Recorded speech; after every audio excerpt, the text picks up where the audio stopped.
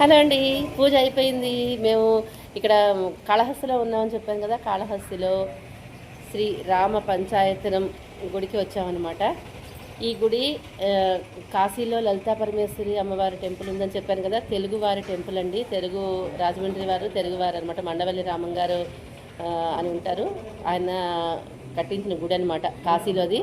వాళ్ళదే మళ్ళీ కాళహస్తిలో కూడా టెంపుల్ ఉందన్నమాట. రామ పంచాయతనం వాళ్ళదే అనమాట. కాళహస్తి వచ్చినప్పుడు తప్పకుండా చూడండి. చాలా చాలా బాగుంటుందన్నమాట ఈ టెంపుల్ అయితేను.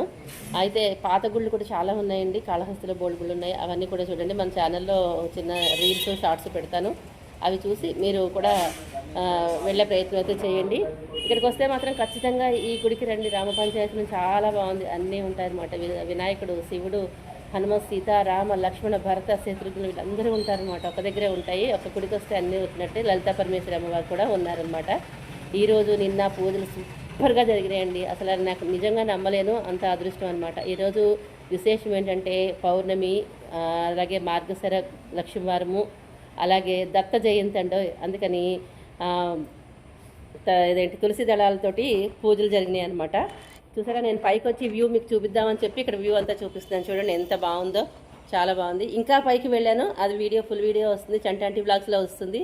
ఫుల్ వీడియో చూడండి, ఓకేనా. గుడి దగ్గర పూజ చేసేటప్పుడు నేను తీయకూడదు కాబట్టి ఇంకా తీయలేదు.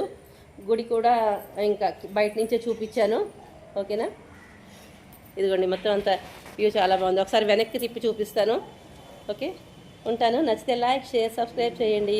గుడికి వచ్చే ప్రయత్నం అయితే చేయండి. కాళహస్తి వస్తే తప్పకుండా. ఉన్నవాళ్ళైనా సరే ఈ గుడి తెలిసేమో కామెంట్లో పెట్టండి. ఇక్కడ ఉన్నవాళ్ళు, కాళహస్తిలో ఉన్న వాళ్ళకి ఈ గుడి తెలిస్తే కనుక కామెంట్లో పెట్టండి, ఓకేనా. ఇది చూడండి చాలా బాగుంది. అసలు వ్యూ ఎంత బాగుందో, నేచర్ ఎంత బాగుందో చూడండి, చాలా బాగుంది.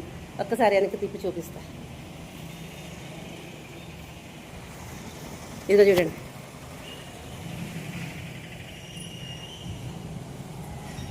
మొత్తం కొండలే, పొలాలు.